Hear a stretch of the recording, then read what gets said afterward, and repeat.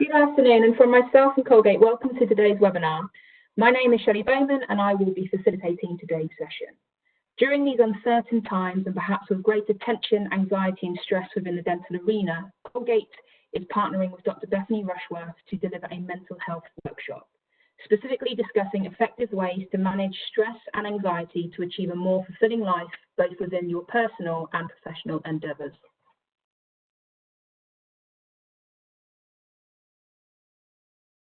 Today is a chance to reflect on what motivates and fuels your ambitions, whilst also understanding the impact that anxiety and the associated triggers has on your mental health and well-being, and also acknowledging the power of mindfulness and effective coping strategies as guided by Bethany herself. Today's session is intended to be a participatory workshop session, and so hopefully you will have all downloaded the Mastering Your Mindset worksheet, which was embedded in the event reminder emails. For those of you who haven't yet downloaded this, there is a link in the chat box for you to do so now. While the worksheet is not mandatory, it will help to guide you through the interactive nature of Dr. Rushworth's session. So we will hopefully have time at the end to ask Bethany some questions. So throughout the session, please add any questions you have in the Q&A box only, and we will try and get through as many as possible at the end of the workshop. So without further ado, it was with great pleasure that I hand over to Dr. Bethany Rushworth. Great, thank you so much, Shelley. So hopefully everyone can hear me clearly. Thank you all so much for being here today. I'm really excited to do this talk. It's something I feel very passionate about, and I also think it's something which, as dentists, we don't necessarily learn a lot about at university, and we can all sort of feel a little bit isolated when we're going about our daily life in practice, and there's not necessarily a lot of information about where we can turn to.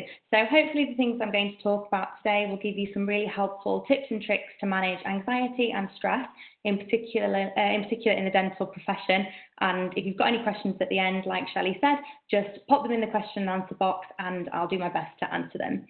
So first of all, who am I? I'm a general dentist. I work in private practice in Leeds, and I sit on various advisory boards and panels. My main passion is education for young dentists and dental students. It's a really scary time when you first leave university, so I try and offer as much support as possible based on my own experience. So I'm definitely not an expert in any particular area of dentistry, but hopefully my own experiences are something which you can go off and learn a little bit from.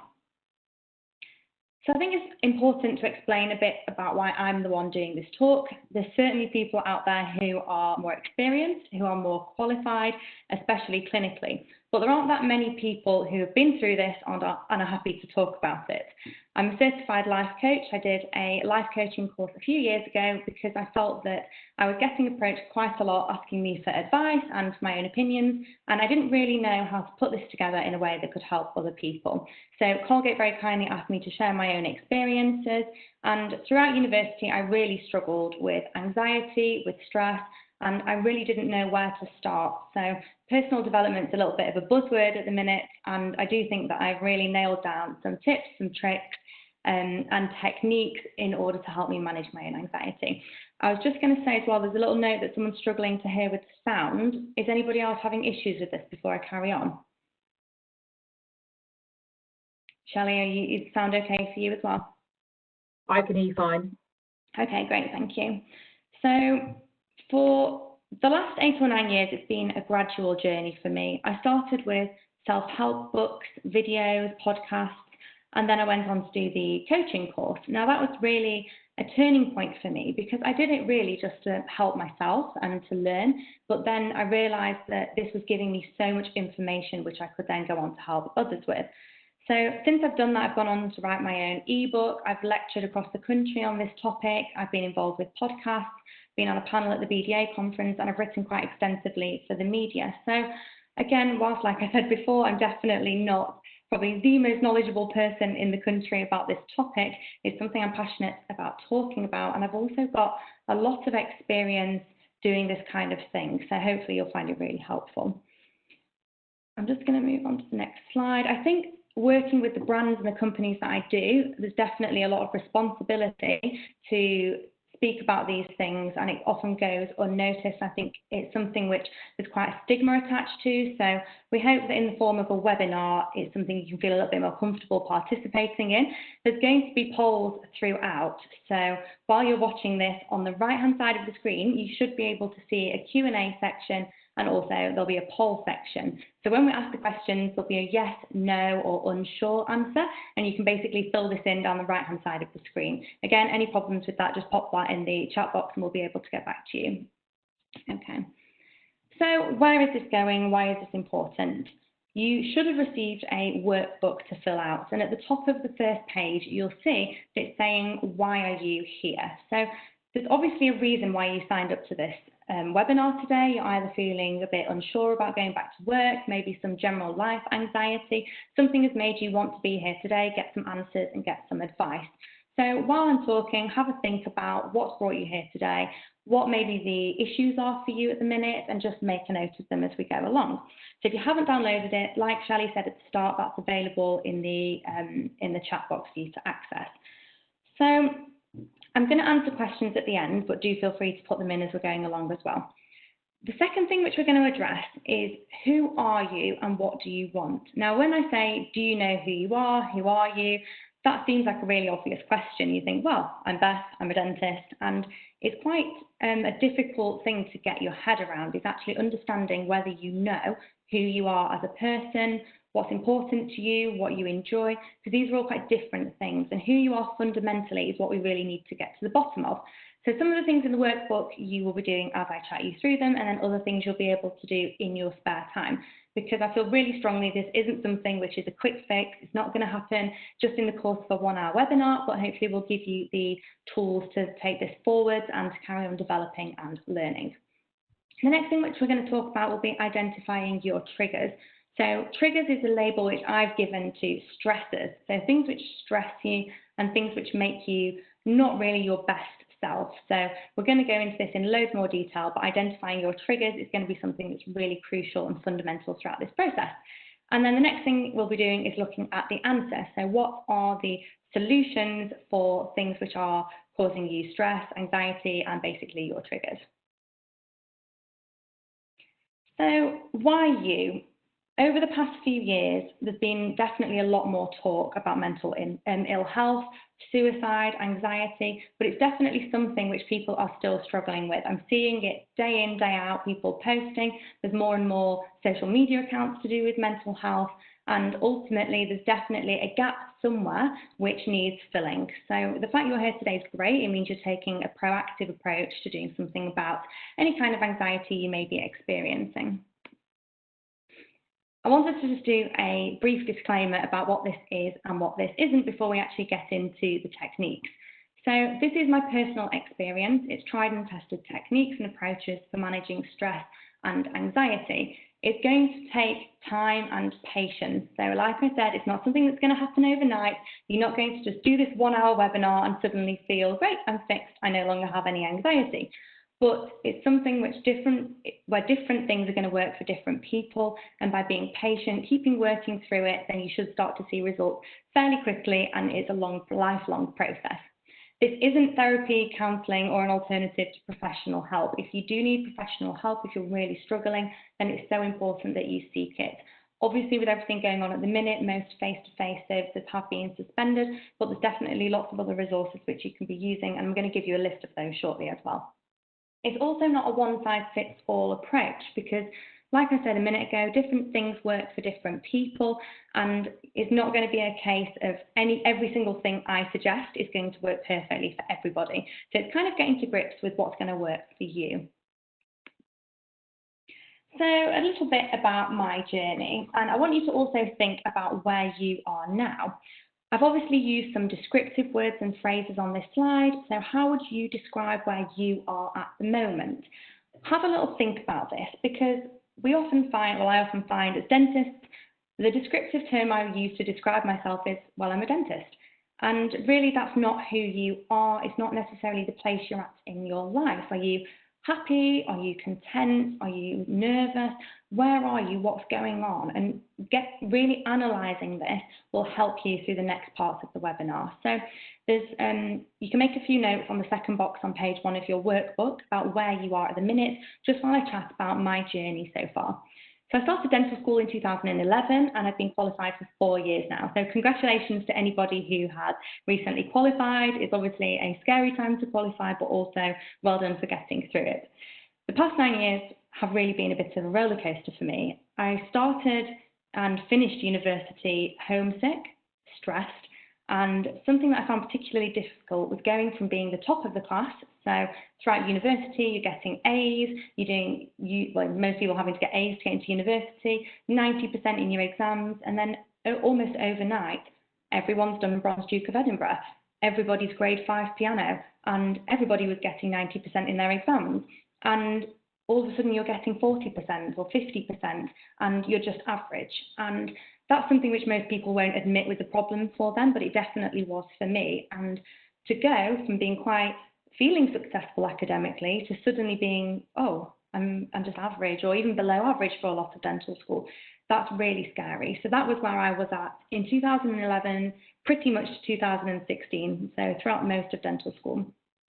It can be a real knock on your confidence, and after graduating I was very aware of how much I didn't know, and I still am. I'm still what I would call consciously unskilled, so I'm very aware of things that I don't know, and that's really scary because as you progress through dental school, the same thing starts to happen as at school. You start to become the most experienced, you're the top of the pile, you're a 5th year, you're a final year, and then you're back to the bottom again. So it's this constant up and down process throughout really university and the early years of your career.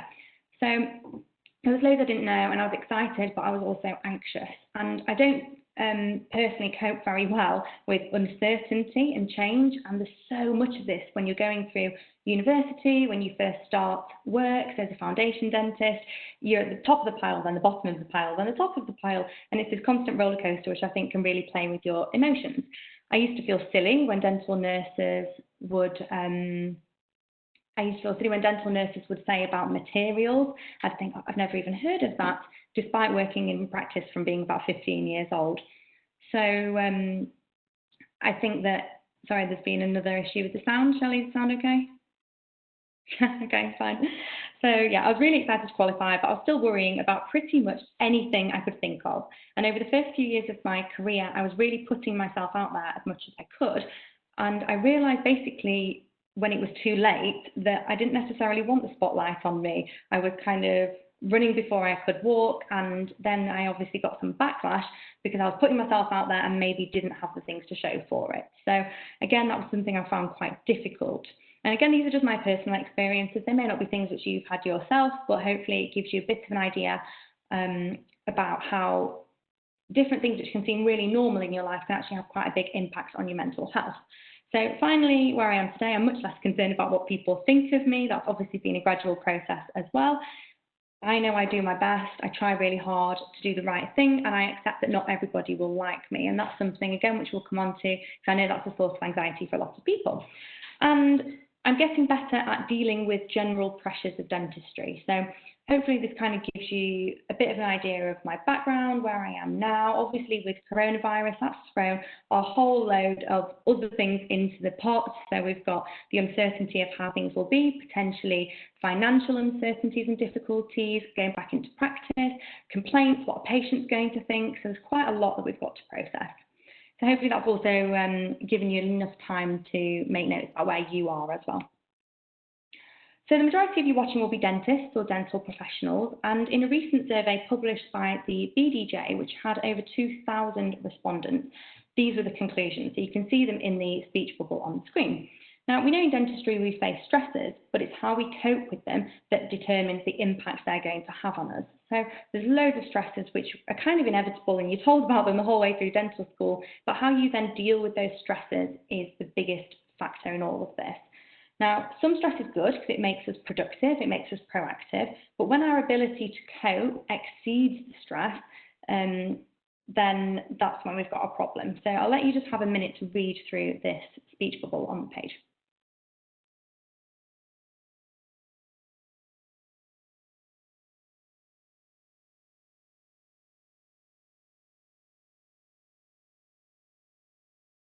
So the BDA recognises stress, anxiety and burnout as being extremely common, and that it needs to be addressed to boost morale and job satisfaction. So it's great everyone watching is wanting to take action and be proactive, because burnout, we really need the dental profession to stay strong, especially throughout this time. So taking a proactive approach is brilliant, and everyone here today is obviously involved with that. So this table is from the same paper. It's really interesting as it identifies the top stressors.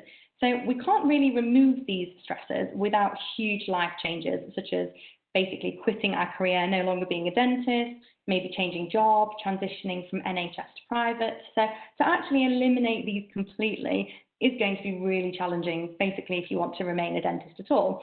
Like difficult patients, unless you're being very, very selective about who you see, which isn't viable for most people, difficult patients is something which we're always going to encounter.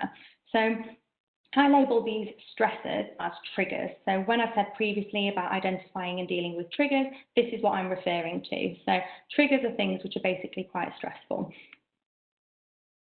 So regardless of our career, mental health is a problem across the population. At any given time, 1 in 6 working adults have symptoms associated with mental ill health. So that's a huge proportion of people. There's quite a few hundred of you watching today, and that's like, if you think 1 in 6 people of working age are going to have symptoms at any time. So that's a huge number of people who are actively struggling with mental ill health. 1 in 4 experience mental health issues every year. And again, that's a quarter. So 25% of you watching experience mental health issues every year statistically. And that's kind of giving you an idea of the scale of the problem. And then 1 in 3 people, so over a third of people questioned, think that people with a mental health issue are likely to be violent. There's a stigma associated with mental ill health, and this is something which is going to take time to overcome, and it's one of the main reasons why I share my own experiences.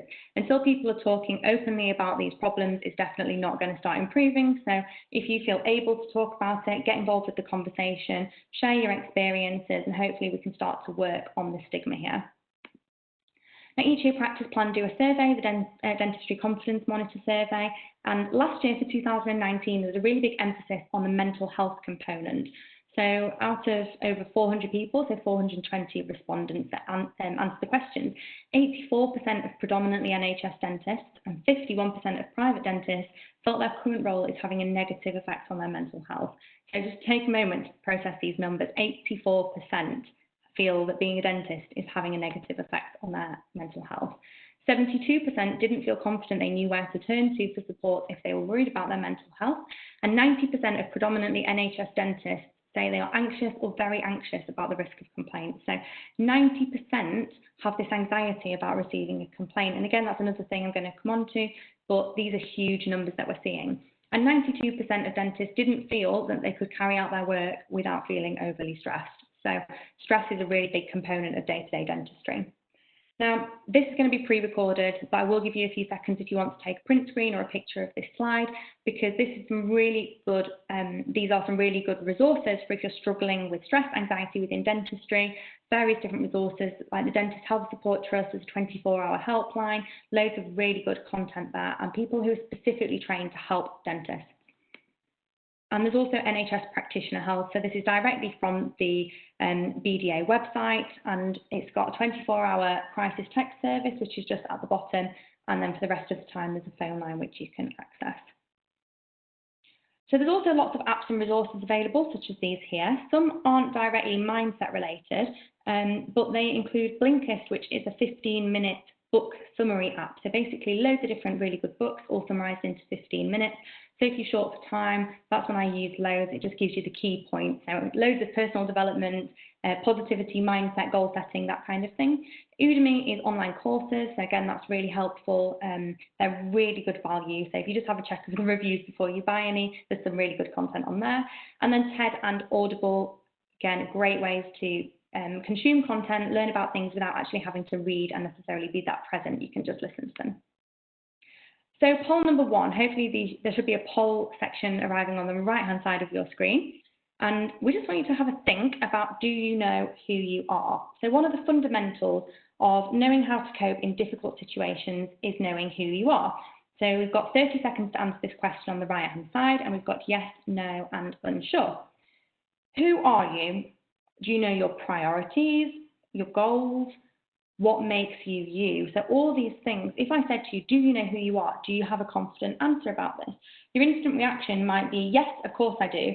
But are you very clear about exactly what makes you happy, what makes you feel your best, what makes you anxious? Are these things clear? So we've had the 30 seconds, so hopefully a few of you have answered that and we'll be able to see the results in a moment. And then page 2 to 6 of your workbook is really taken directly from the coaching course I did, and that's to help you identify more about areas that might be lacking in your life where you don't necessarily feel fulfilled. And this was something which I found extremely helpful, because sometimes you just have that feeling that something's not quite right, and other times and you kind of don't know what it is. Other times you just think, I feel really low today, or something's not making me happy. But actually identifying the areas where you might be lacking in your life is really important. So I'm not going to get you to do those 6 pages now because we just don't have time, but that's something you can do afterwards. So have a little look at that. You basically rank each statement 1 to 10, and it should help show you any areas where you need to work on, or maybe where you need to spend a little bit more time. So we've got the poll results back. You should be able to see them there. Now, 93% of people say yes, they know exactly who they are. So they wouldn't have to give any thought at all to all of the questions on that sheet. All of the 1 to 10, they're completely confident they know who they are. They know what makes them upset. They know what makes them happy. They know who they are as a person, what their triggers are. And I think that'll be quite interesting if you would still give the same answer at the end of this talk. 12 said no, they're not quite sure who they are, and 70 were unsure. So a little bit of a spread there, and kind of what I was expecting to see, because most people would say, yes, of course I know who I am. But then obviously, if you know who you are so well, you would be knowing kind of what makes you unhappy. You'd be maybe dealing with those things already, or dealing with those anxieties. So your best self is basically what we're aiming to be. So at the risk of sounding like a stuck record, I need to emphasize again the importance of understanding what makes you fulfilled. So I've just seen a note saying, how do I get the workbook? It's in the chat, and it's also been emailed to you on the confirmation email, but you can just do this on a piece of paper if not. So the next exercise is on page 7 of the workbook, and it's taken from Your Best Self, You But Better, which is a book by Mike Bayer, who's a world-renowned life coach and author, and really interesting theory. So we're going to work through this together. So I'll give you a second just to get a pen and paper, or hopefully you've got your workbook printed out. You don't actually need the workbook to do this, it's just to give you an allocated space to do the exercise. So the key thing here is managing and reducing stresses and triggers, and developing effective coping strategies. Now, not just expecting all of the stresses and triggers to disappear, it's actually about handling them when they do happen. So we're going to start with your best self. So when you're your best self, you're your happiest, you're most fulfilled, and you're basically being your true, authentic self. And that's what we're aiming to be more of the time. Time seems to pass really quickly when you're being your best self. So there must be something you do where you think, oh my gosh, that time's flown, I was really in the zone, I was really in my element. You feel a bit like you're on a high, you're really positive and optimistic. And this is what Mike Bayer calls your best self. So your anti-self is the exact opposite of this. It's when you're out of alignment, maybe not behaving or reacting how you would like to, and when you're definitely not feeling your best. And we all have a best self and an anti-self. It sounds really cheesy, but bear with me. You'll need your pen and paper, like I said.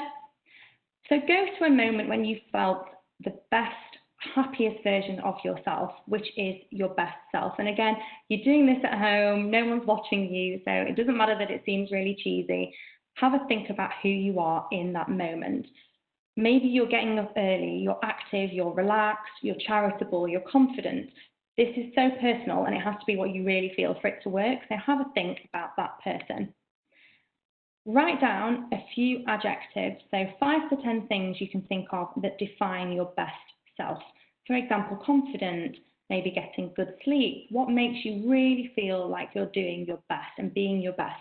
So we'll have a little minute to think about this, because you've got a space on your workbook to do it, or you can just write it down.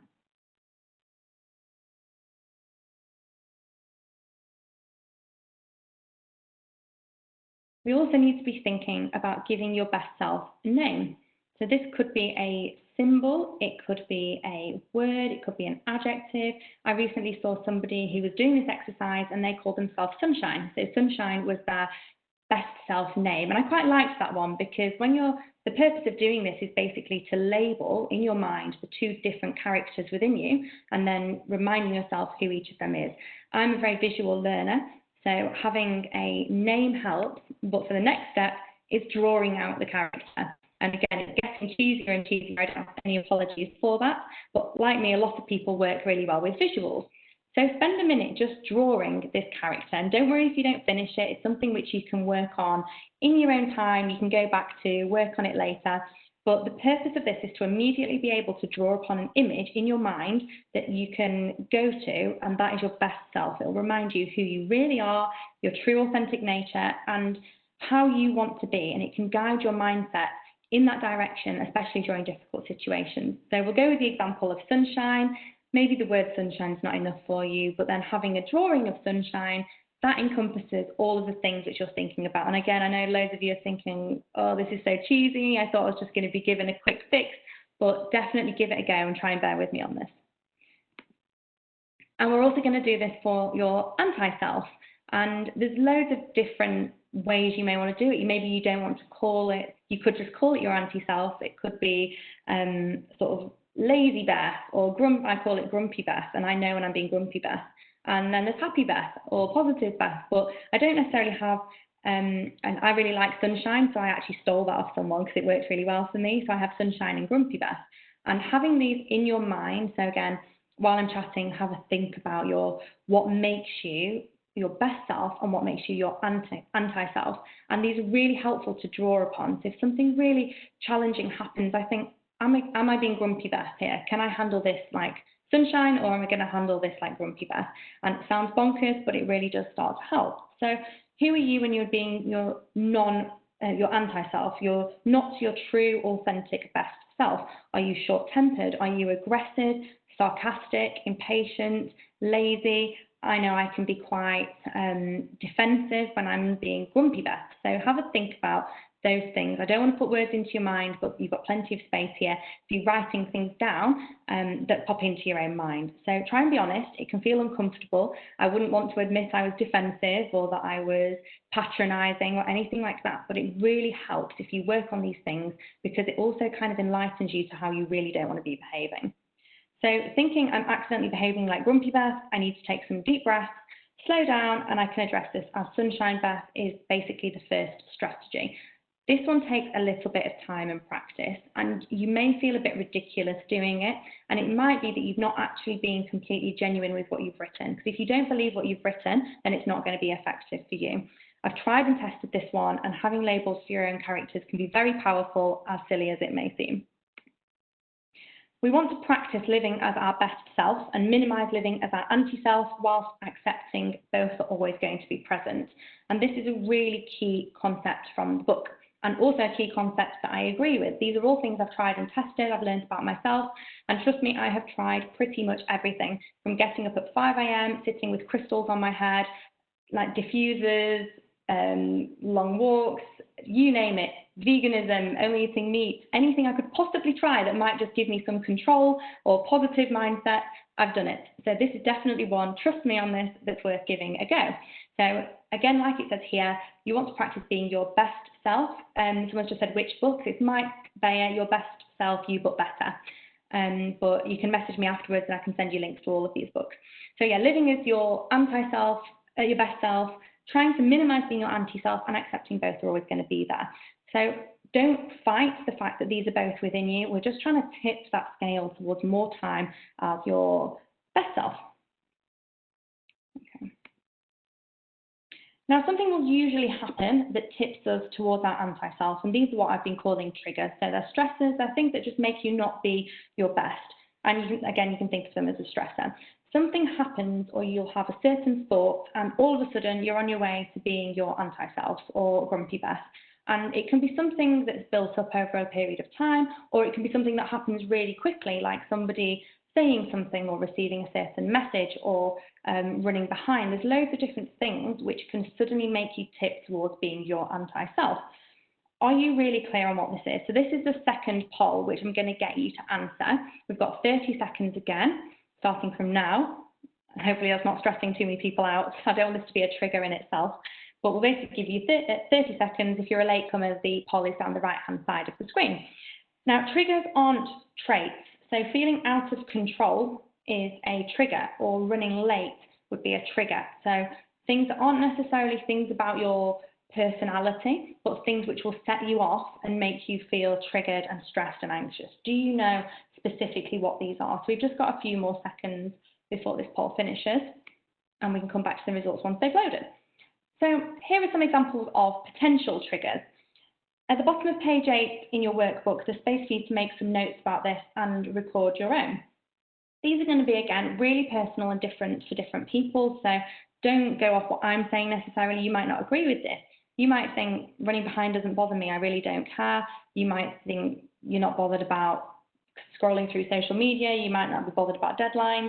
All those things, maybe they don't bother you. And again, we can see here 104 people, so a third of people, in fact more than that who answered, more than half people who answered the poll, they're clear about their triggers. They know exactly what bothers them. So all these people know exactly who they are, exactly what triggers them.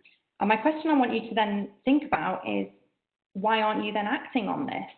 If you know exactly what's bothering you, if you know exactly who you are, what action are you taking? And that's the thing which is the whole focus of this, is how you cope with these triggers and what you're doing about it. Because everyone has stressors, everyone has things that are going to bother them. We can't completely eliminate these from dentistry, but it's what we do with them when they happen. So my 4 key triggers are: if someone behaves in a way that suggests they're upset with me or that I've done something wrong, that will immediately send me into overanalyzing, worrying, did I say this? Did they say that? Was this misinterpreted?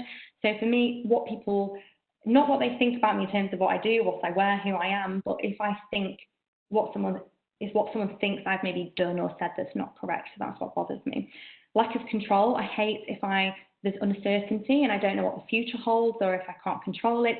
Normally it's revise hard, get the results, do this and get the results, put the mixture in the oven, you get a cake. Whereas actually, that's not always the case in life, and that's something which has taken a long time for me to start to accept, and especially during the coronavirus pandemic, it's really put that to the test. So that's my second trigger.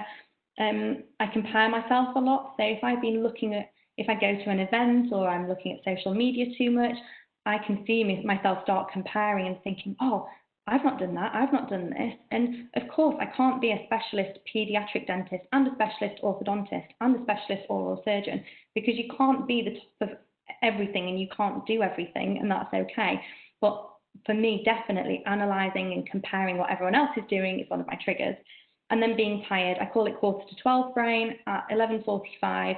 Something that wasn't a problem at 11:44 is suddenly a problem, and I'll start overanalyzing it. So being tired is an issue for me. So let's have a look at our triggers. Obviously, half of you who answered said you know your triggers really well and it's not really a problem for you, but I do think it's something which we need to explore further just to be sure.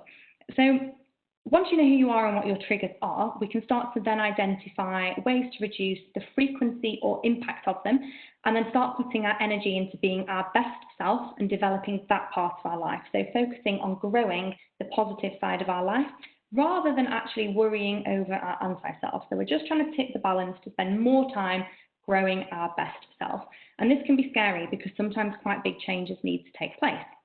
Here are my 4 personal triggers, which I've already discussed. And there's kind of 2 elements to this. There's firstly looking for ways to reduce them. So if running late is one of yours, could you book more time with patients? Could you change certain systems to prevent you from running late? And the other side of the coin is understanding the trigger, so why it happens and trying to get it under control. So page 9 has got space for you to write some solutions for your 4 triggers. You might not have time to do it now, but it's definitely something you can do after the webinar. Now, regarding my triggers, firstly, thinking I've done something wrong. One of the ways over the years I've learned to deal with this better is accepting that no one likes everyone, and I can't make everyone like everything I do. And again, that sounds like a bit of a cop-out and, oh, well, it's easy for you to say, but it's something you just have to keep reminding yourself.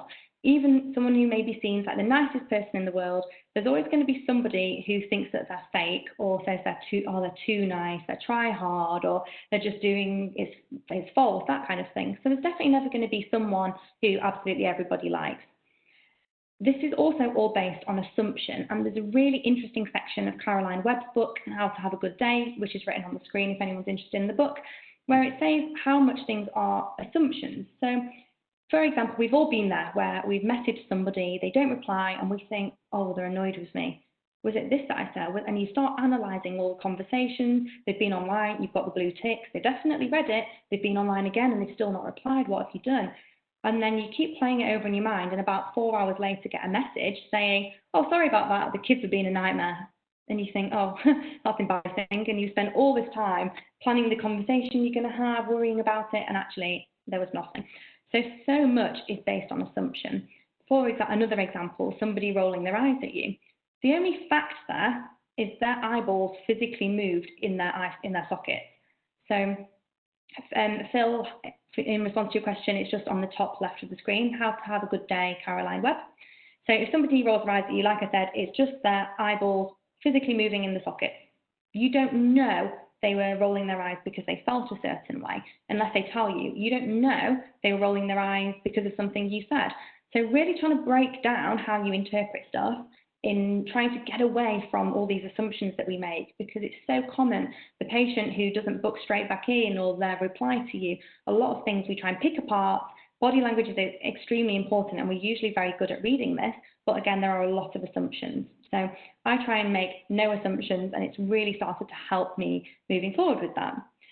In terms of lack of control, this takes a lot of practice and it takes time. And where I put the quote, time and money, this is one that I really like. So it sounds a bit flippant, but other than death and illness, everything that happens is just time and money.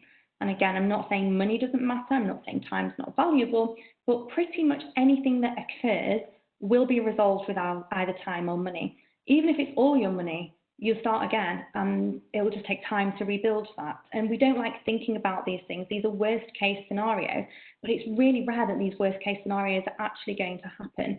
So thinking really, what is the worst that's going to happen? What can I control? And then accepting that most things will get better with time and with money. Again, not being flippant, saying money doesn't matter or time doesn't matter, but it's trying to get into that mindset of what's really important and what impact it's going to have on your life. Again, I know when I'm very tired, I'm much more anxious. This is what I referred to on the previous slide. I'm a lot more emotional. I try and write down my concerns before bed, and then it's something which I can address the next day. I know for me, my trigger is being tired, so there's no point in trying to deal with it when I'm being grumpy Beth at 11:45 at night. It's much better for me to deal with this with a clean, fresh slate. So I write it down and then reassess it the next day. It helps me go to bed without all these things on my mind. And then also the chimp paradox, which I'm going to come on to very shortly.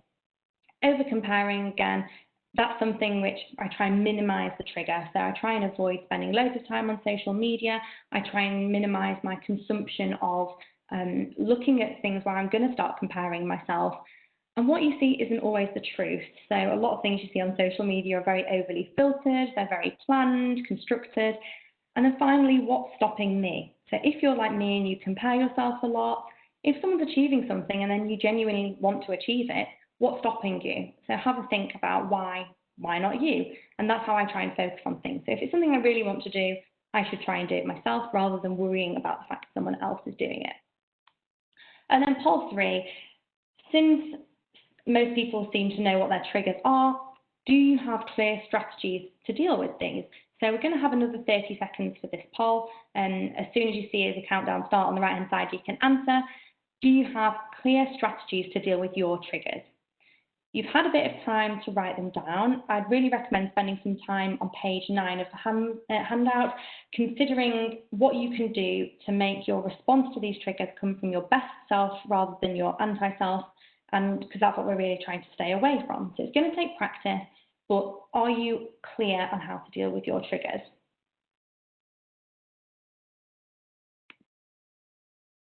Some triggers are impossible to change, so if that's the case, we need to have coping strategies for them. A short while ago, I was on a podcast being interviewed about mindset and goal setting, and I was asked, how did I change my mindset so things don't upset or stress me? And my response was that this isn't the case at all. I have an internal reaction similar to what it was years ago. I really don't focus on trying to change that about myself, because I think that's something that develops and improves over time, and it's as a byproduct of other things and of growth. So I think it's something which will it's partly just who I am, and I don't really try and focus on my initial reaction too much. I sort of just let that happen by itself. But what I focus on is how I deal with the initial response to the trigger. So I'll have the instant feeling of being upset or stressed, and then I work with that instead of trying to fight it. In Professor Steve Peters' book, The Chimp Paradox, so again, you can see the title of the book on here, he labels this initial instant response to something as your chimp. Your computer is the logical part of your brain that thinks things through and comes into action. Personally, like I said, the chimp starts to mature, grow, and become trained over time with lots of practice. But by getting systems ingrained into our computer, our responses to our chimp brain can be a lot more effective. So I definitely recommend this book, but basically what I keep saying about your initial reaction, so how you respond to triggers, that's going to be, so the trigger and the way you get triggered is your chimp, the way you respond is your computer, and that's what we really need to be focusing on. We can see the results here that we've had a massive shift from people knowing what their triggers are to not actually knowing how to deal with them, and that's the thing which the whole purpose of this is. It's identifying different tips and tricks. We've got the best self, the anti-self, trying to minimize triggers, all of these different things.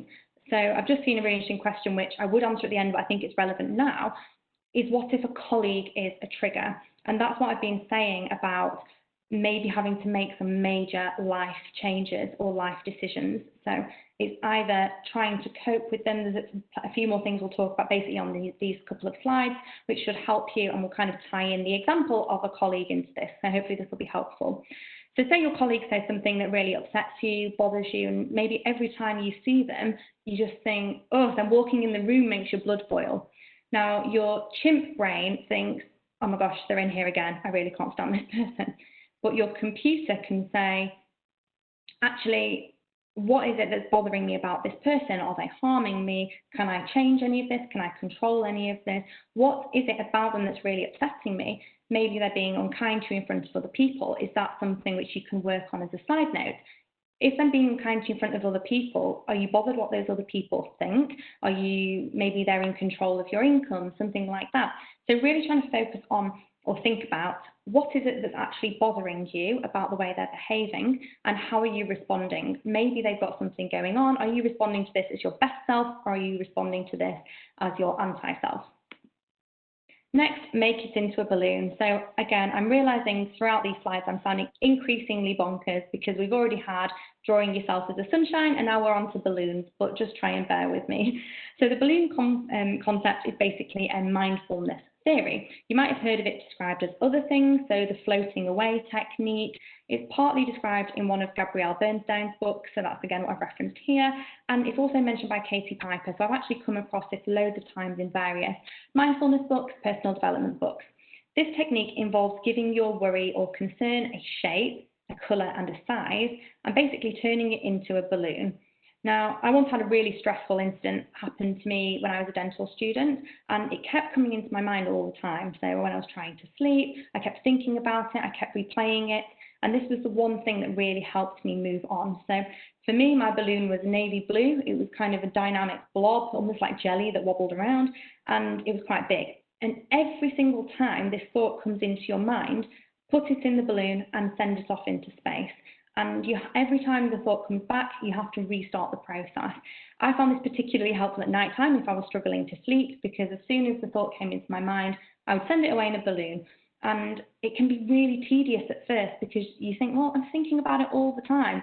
But ultimately, it doesn't really matter. It's not taking up any more real time, whether you're thinking about the issue or whether you're thinking about a balloon.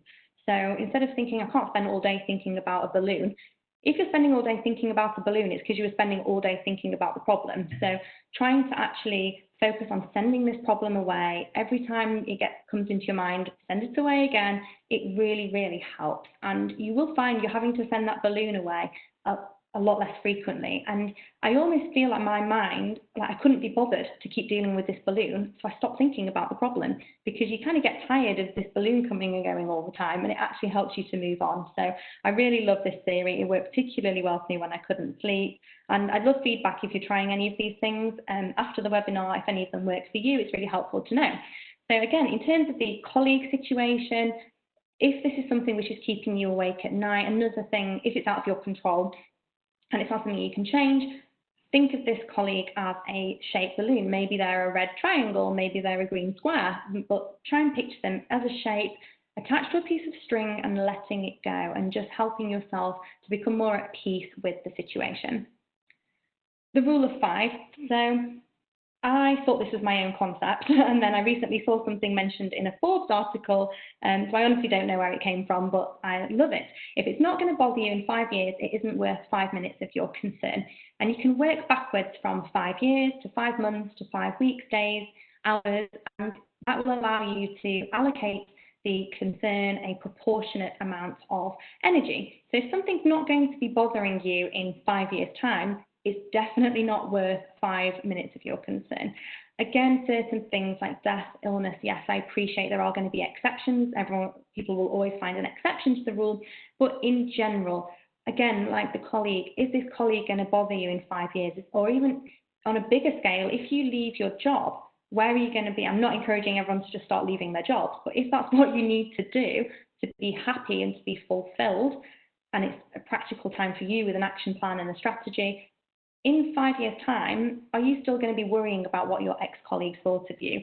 I certainly can't believe how little I think about people at school, people maybe who are unkind. At the time, it seems all-consuming, and then 5 years down the line, 10 years down the line, it means nothing. So trying to use this technique can really help me keep things in proportion.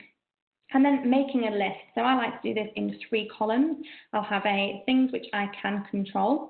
The second column is with my options. Second column is pros and cons for each option. And then the third column is things beyond my control. And it's really important to start becoming comfortable with things beyond my control, because I just can't change them. And once I see them written down in that column, it allows me to become much more accepting of them. So again, you can think about using the colleague as an example, breaking this down into, can you control the colleague? Can you work in a different area? Can you work in a different room? If it's, say, the dentist you work with, is there someone you can speak to in confidence about maybe swapping to work with a different dentist if you're a dental nurse? Or is there a way that things can be rearranged to make your working life more comfortable? If not, and it's not within your control, then I would recommend going back to the coping strategies for things out of your control. If it is within your control, then fantastic. Start having a look at pros and cons for your different options and working through these yourself. So Marie Forleo recently released a book. She's a really inspiring entrepreneur and sort of thought leader. And she said, if it's not figure outable, which we don't even know if it's a real word, then it's just a fact of life. Now, I think this is a great quote, because it's basically the whole time and money thing, just phrased slightly differently. If there's not a solution, if you can't figure it out, then it's out of your control. So 90% of dentists, this is from the the Practice Plan Dentistry Confidence Monitor survey results, 90% of predominantly NHS dentists were anxious or very anxious about the risk of complaints. So this is something which I'm seeing really often, is this worry about complaints and basically being sued. 90% is a huge number. 9 in 10 is quite shocking. And I'd be interested to know for our final poll, are you anxious about getting a complaint? So again, you'll have 30 seconds for this one. Is it something that crosses your mind? Do you ever think you're worried about being complained about? If you get a letter, do you think, gosh, this could be a complaint? Is it something that really starts to concern you? So the poll should arrive on the right-hand side again, same as with the last ones. And we'll just give you another 30 seconds to figure that one out.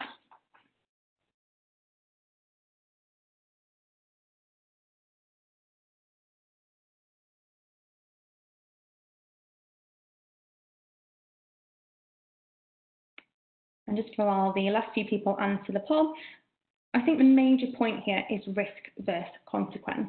If you get into the car and you're driving at 70 miles an hour down the motorway, it's very low risk that you're going to have an accident. It's not often that people have accidents. But if you do, it's quite likely there'll be serious consequences due to the speed and the nature of what's happened. Now, in dentistry, it's kind of the opposite. It's quite likely you're going to get a complaint, but it's not very likely that the consequence of this is going to be serious or catastrophic. So again, we've had, out of the people who've answered, 152 are anxious about getting complaints. 27 are not, 13 unsure, and 100 didn't answer. So really there, we've got sort of 3/4 of people who answered worried about getting complaints. So like I said, risk versus consequence, focusing our energy, so our best self, thinking about the actual risk of a complaint happening, yes, probably quite high. Not everyone's going to like you. If you're doing your best, that's okay, but the consequences are likely to be low. So how can we make this better? This is something I wanted to spend a bit of time about because it was something which so many people felt strongly about in the survey, and also as we've just seen here now with 3/4 of you saying it's something that causes you anxiety. So number one, do things right. There's loads of guidance available, and to be honest, this is why I was so keen to work with Colgate in the first place. I follow guidance to the T, and the Toolkit for Prevention has a huge emphasis on fluoride, and all of the concentrations in this guidance marry up perfectly with the Durafat range from Colgate. So for me, I've always been a massive fan of the Durafat range. All my patients have some form of Durafat in their treatment plans, and to me, I can sleep at night knowing that I'm following the guidance so carefully, I'm following evidence-based, it's up to date, and therefore I feel really reassured that I've ticked those boxes. And a lot of things will come with experience, but particularly for young dentists, people who maybe don't feel like they're particularly experienced, using guidance is so helpful. And you might be thinking, hang on, this is an anxiety lecture, now we're talking about dental guidance. But it's something which has really, really helped me find dentistry not that stressful. I'm aware people might complain about me, and there's certain things that are stressors. And if someone comes in, say a patient's being a bit aggressive or not very happy about something, maybe it's not even something I've done, that in itself is a stressful scenario. And all the things I've talked to you about so far are ways I would deal with them. So maybe I'm thinking, oh, I've been told that patient's not happy, they're coming in tomorrow, and laying awake thinking about it. I can pop them in a bubble and keep sending them away. I can also think, okay, my computer needs to deal with this. My chimp's really upset, oh my gosh, I've got to see a patient tomorrow, they're not very happy, I've got to have the conversation. But actually dealing with this as my best self, my computer can take control, and rationally thinking about it, it's unlikely there's going to be a catastrophic consequence. I can then write down a list of things to do with this. This all sounds a bit extensive, and you will streamline it because I don't have to do all of these stages for everything that bothers me, but with practice you get used to picking out what's going to work when. You could then write a list. Okay, patient's not happy, that's out of my control until tomorrow when I see them. These are the things which are in my control. These are the things I can do. I can write a letter maybe, get a nurse in or an extra nurse to be maybe a witness. There's loads of different things you can be thinking about to be proactive. So for me, following guidance is definitely something which actually helps me find dentistry minimally stressful in general. There are definitely stresses, it definitely can be stressful, but because I'm following the guidance, I feel much more comfortable. Do your best. So this sounds a bit obvious, but if you're genuinely in it for the right reasons, you're working hard, you're trying to do the best for all your patients, the risk of complaints is going to be lower than if you're cutting corners and doing things for money or with other motives. This is something which is drilled into us all the way through dental school, but it's really important. If you make accurate records, you're not only protecting yourself, but it just makes the whole patient experience so much easier. Patients like feeling like they're cared about, they like thinking you're prepared, and I always put a note, just a sentence at the end of my last notes from when I saw a patient as a little summary, like next time chat about fluoride or next time talk about this, and it really helps that continuity of care. So whenever they see me, I'll say, oh, you mentioned last time you were off to the hairdressers or this or that, and it really helps that patient feel cared about, and it just makes my life so much easier because my notes are really clear. If someone says to me, oh, you know that tooth we were talking about, it'll be in my notes. So I'll say, yes, I do remember, and I do know what we spoke about.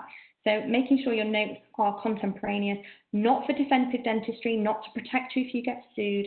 It will help you with your stress levels because you'll feel like things are organised and under control. But then if the worst came to the worst and someone did make a complaint, everyone gets complaints. I've had some complaints, and all of these have been resolved so quickly because sometimes it's just a misunderstanding, and my notes make it easy enough to remember exactly what happens. The patient feels considered and respected, and it's dealt with so much quicker.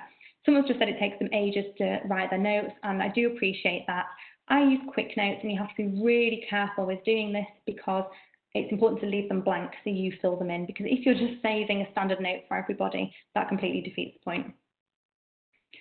This is a slide which you can just take a print screen of. It's something which we'll all know from university, for example. But my key point here is that you need to be very careful with things like pop-ups. Pop-up notes are very useful, but you have to bear in mind that a patient could request access to these notes. So you definitely don't want to put, this is the awkward one, or note to hygienist, this one won't lay back, they're a pain in the...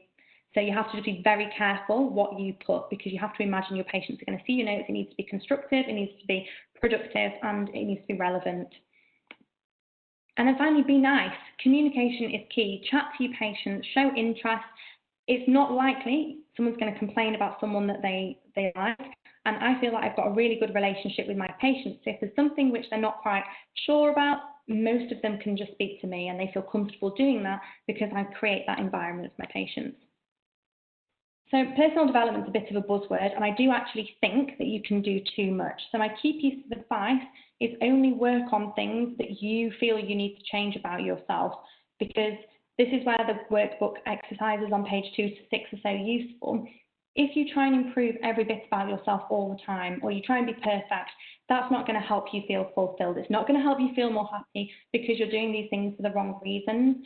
I definitely think you can overanalyze yourself. And some people will think you're too loud. Some people will think you're too quiet. Some people will say you're too shy or too confident. You're never going to please everyone. But if you're identifying things which you're not happy with about yourself, your own life, then that's definitely going to be a lot more helpful overall to how you're feeling. So trying to only focus on that. Now, Carl Jung, a Swiss psychiatrist and psychoanalyst, who's deemed the founder of analytical psychology, I'm just going to read the quote for you. He said, "The foundation of all mental illness is the unwillingness to experience legitimate suffering. So in effect, that by trying to avoid any suffering at all, or trying not to find things upsetting or stressful, we cause ourselves more mental health issues." And I only agree with this in part, because I think there's a lot more to mental health than unwillingness to suffer. And I think it's very easy to label it as, oh, you can't cope, or you can't deal with normal things. And it's called mental health and mental illness for a reason, because some of these things are so much more than just mindset or read a book, or like I said about crystals, diffusers, meditation. There's so much more to it. So, but one thing which I do kind of take from this quote is that it is okay to suffer and to have rubbish days. It's okay to not always have the answer. It's okay to have things make you feel worried. We are human, and some of these things are good. They're defense mechanisms. And I've started to accept there's going to be days where I don't feel 100%. There's going to be times when I feel a bit flat or a bit unmotivated. There's times when I overreact. There's times when I feel worried. And these are all part of being a human. And as soon as I started to accept that I didn't need to improve everything, I didn't need to be completely perfect in every aspect of my life, I was much happier. So I do think it's important to an extent to take personal development with a pinch of salt, and only work on things that you really need to improve for yourself. It took me a while for me to do this, but as soon as I started putting less pressure on myself and accepting I find things anxiety provoking, I've actually managed to learn how to manage those things much more effectively each time. Doing more of what I enjoy, which is what these pictures are here, really helps me to be my best self. So when I did the exercises that you're doing now, you're going to be able to do on pages 2 to 6, I identified I actually didn't make time to do, I wasn't doing things which made me feel like I was on a high. I enjoy my dentistry, but when I've been outside, a bit of physical activity, I've been trying bouldering, climbing, that kind of thing, I've really enjoyed that, and that definitely helped me be more of my best self. So it's not always about working through books, workbooks, programs, podcasts. A lot of it is actually just doing more of what makes you happy. So thank you all for logging on to watch this today, and I really hope it was useful and that you can at least take away some things from the lecture, because there'll be things you've heard of before, there'll be things you've already tried, but at least if there's anything you can take away and work on, then that's really a really positive thing. If you try anything that works for you or vice versa, then please let me know, because it's always useful to know what works for other people, because I can talk from my own experience, people who I've coached who found things really useful, but often the people who I'll coach are quite similar to myself, so it'd be helpful to hear what everyone else has to say. And my Instagram account details are on the screen here for you to get in touch. I'm going to hand you over to Shelley for a couple of minutes and then we'll do a Q&A. So please, if you've got any questions at all, put them all in the Q&A box and I can answer some more personal questions and get through as much as possible.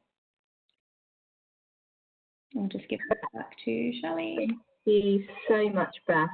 It's such a prominent aspect of mental health in dentistry at the moment. And if we think about it, the impact of mental health weighs heavy in our society, but it's not always given an open and honest forum of discussion. So thank you again, Beth, for such a powerful workshop on unlocking your core values and implementing effective coping strategies to lead to a more fulfilling life. So here at Colgate, we believe that the power of a smile can and will unite us. Our smiles bring us together. Everyone deserves a future they can smile about, so smile on. And then just to reiterate some of Beth's key stats around mental health. Good mental health is critical to resilience in the face of adversity.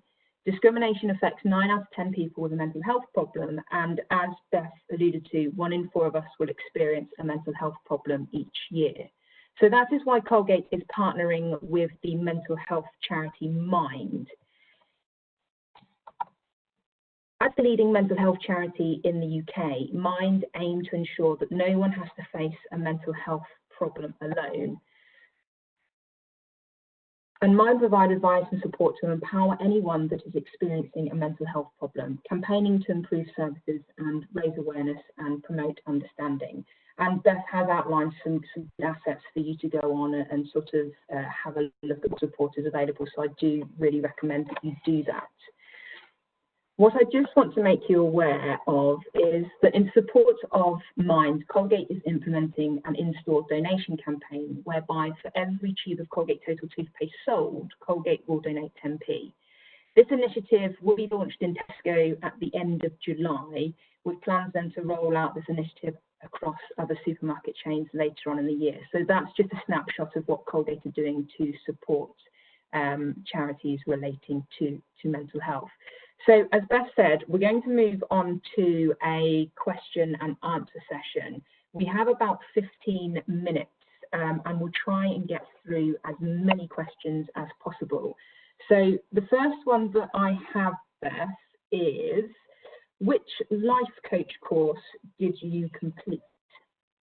So I did it with Kane Ramsey from Arcology, and it was a 53-hour course with exercises, lectures, and I did it almost as to educate myself. Well, I did it to educate myself because I felt like I had learned so many things, but I didn't quite know how to put them together to work through them, and I wanted a bit of structure. I thought I might be able to learn more than what I'd already learned just from personal experience, because there isn't just a go-to place where you've got it all in one place. I felt it was a little bit disconnected, and I was also getting approached so much asking me for help, and I felt like my thoughts, my ideas were all over the place. So I did it with Kane Ramsey. If you message me on Instagram, I can send you the link to the course.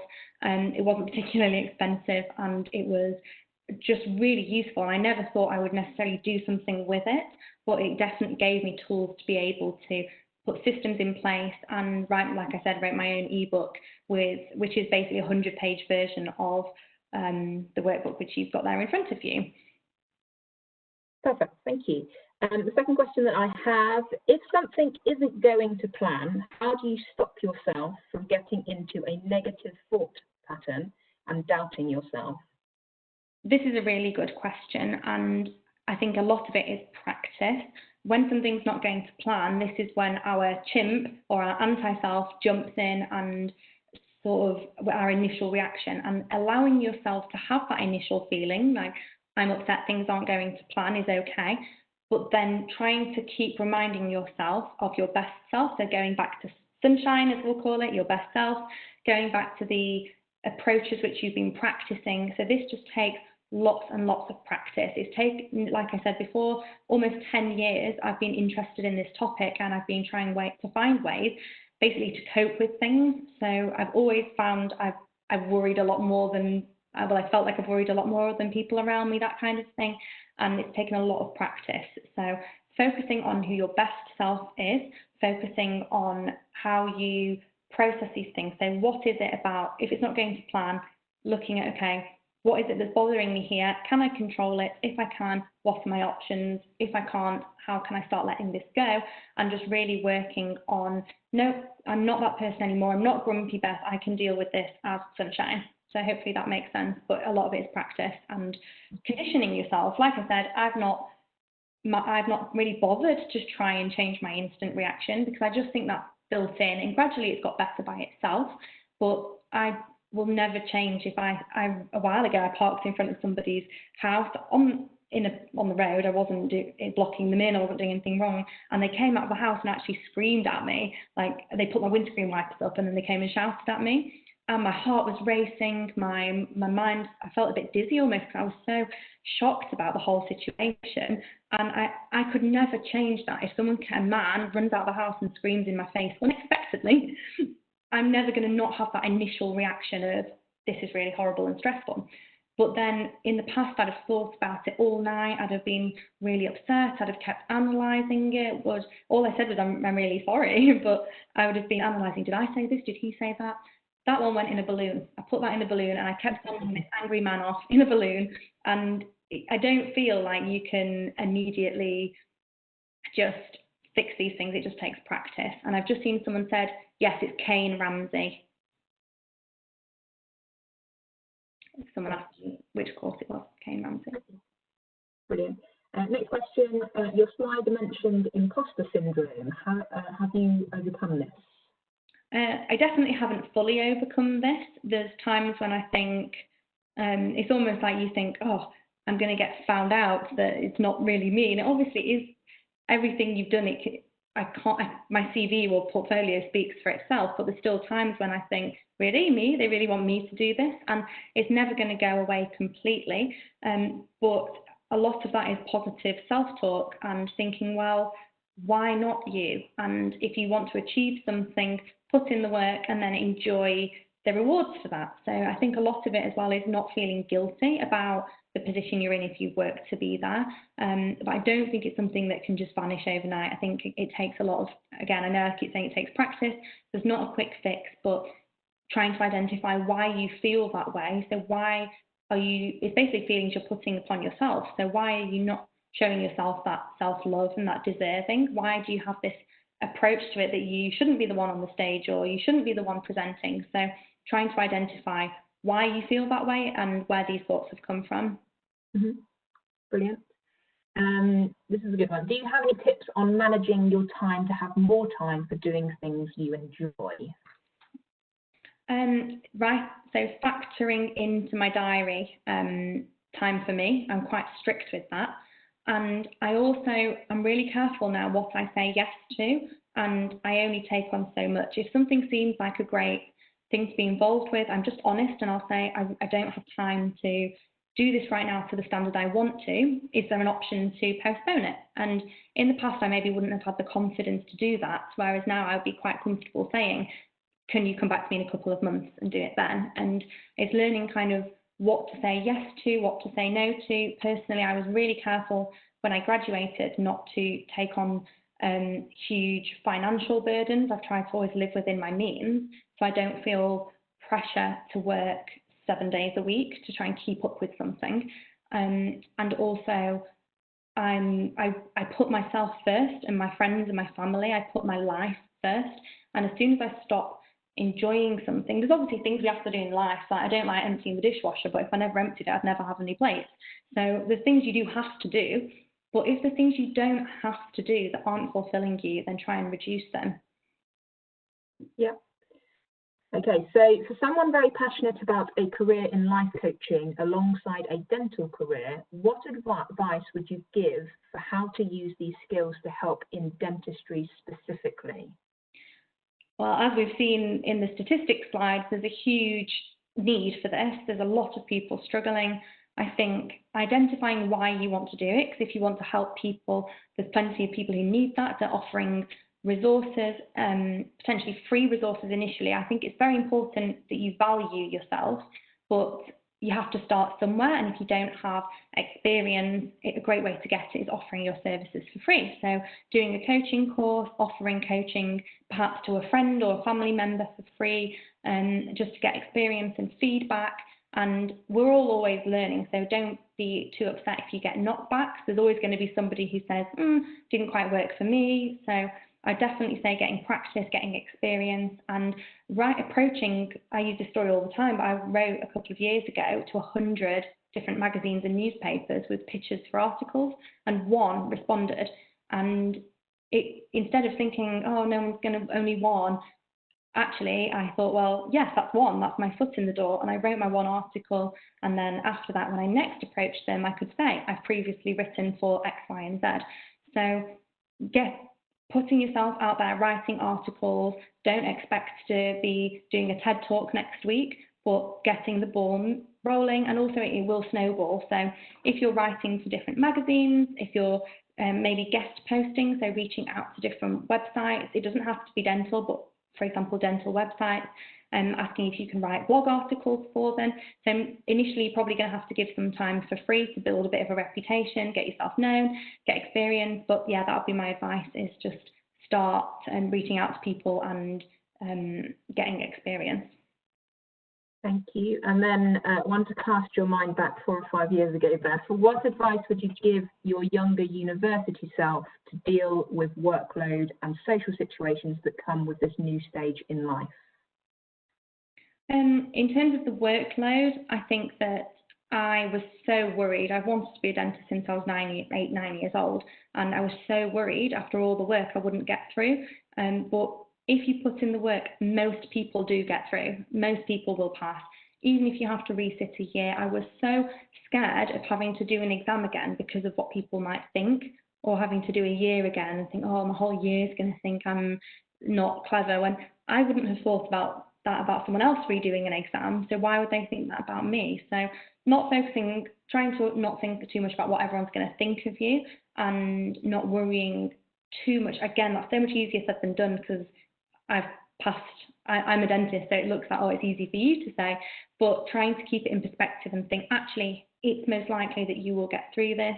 A really useful bit of advice I was given was that you're not expected to know all of dentistry, and try and not be too harsh on yourself. You only need to learn, if say you're in second year, you only need to learn what you need to learn for second year.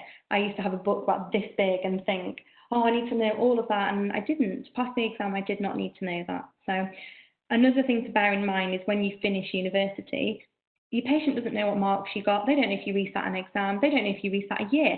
All they care about is that you're nice to them and that you're not going to hurt them. And ultimately, if you're at dental school for a reason, you're getting through your exams because you deserve to be there. And when you get into the real world of dentistry, it becomes a distant memory really quick, trust me. So trying to not be too harsh on yourself, do the work that's required, but you will get there. And then socially, this is something I found really difficult as well. I didn't really like going out, well, I still don't, going out drinking, like nightclubs, that kind of thing. But finding things which you do enjoy, because socially maybe you're not comfortable doing that kind of thing, but are there other things you could be looking at doing whilst you're at university which fulfill you? Because there's things which don't have to be with other dental students or even other students. Maybe you like walking, art, there's loads of societies and clubs, and usually the thought is a lot scarier than actually doing it yourself. So trying to think a bit outside the box about ways you can socialise, even if it's not directly within dentistry. Brilliant. No, I think that's really valuable advice there. A few more questions and then we will close off the webinar. So how do I cope with general lack of confidence in my clinical skills? I often over-critique myself and it leaves me feeling anxious.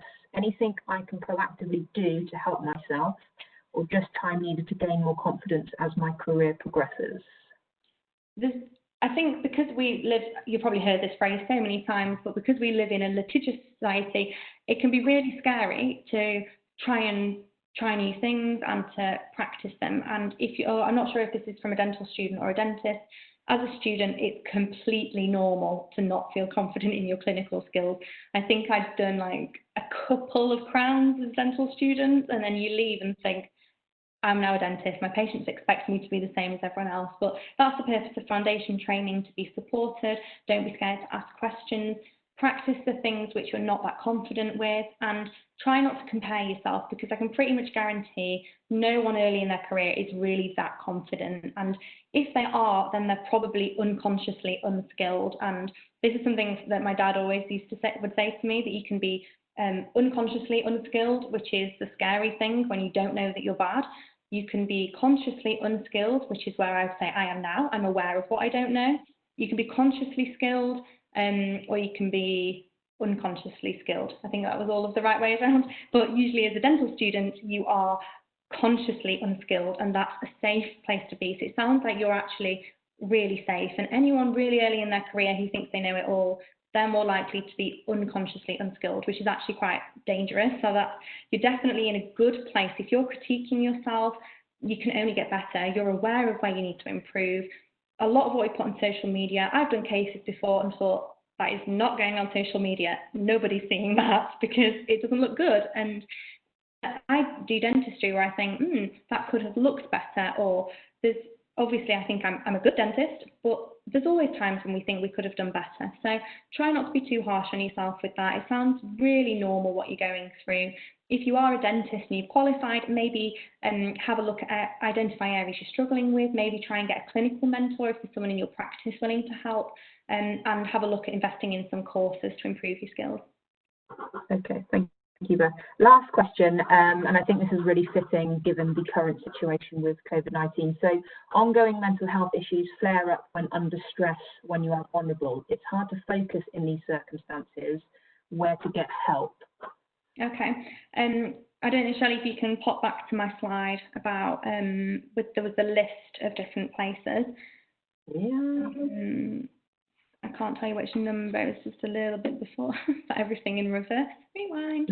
Fine. The one before? One before? Oh no, yeah, that one. So yep. We've got a list here. So if you want to be able to, you can take a print screen of this, and then also on the next slide as well, which was directly after, that was from the BDA website. So these are all places where you can go to for support if you're really struggling, your own GP as well. There's Mind Ninja, which is really good. That's a service. Basically, they'll then come to your practice, train your staff, but there's also coaching one-on-one and loads of really good resources on the Mind Ninja Instagram and Facebook, and they've got a website as well. It's not just social media. So Mind Ninja, definitely something to look at. That's specific for dentists. NHS Practitioner Health, if you're really struggling, Samaritans, the Dentist Health Support Trust, and your own GP. I think there's definitely a point where medical intervention or even counselling, cognitive behavioural therapy, they all play a part. And there's definitely, it's not a case of reading a self-help book will work for everybody. There does come a point where professional help is necessary, and you shouldn't be ashamed of that.